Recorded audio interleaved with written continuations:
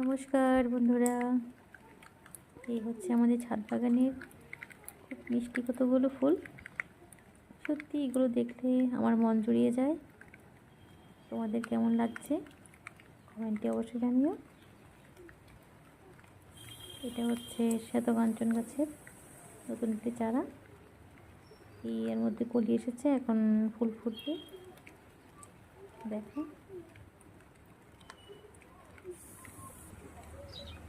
এটা হচ্ছে নয়নতারা। আজ সকাল সকাল একটু বৃষ্টি হচ্ছিল,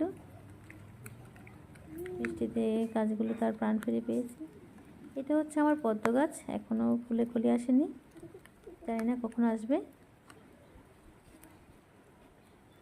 এটা লাগিয়েছি মোটামুটি 1 বছর হয়ে গেছে, এখনও ফুল আসেনি। এখনও অপেক্ষায় আছি কখন ফুল ফুটবে। দেখি, দেখা যাক। দেখো কি সুন্দর ফুলগুলো। টাটা বন্ধুরা।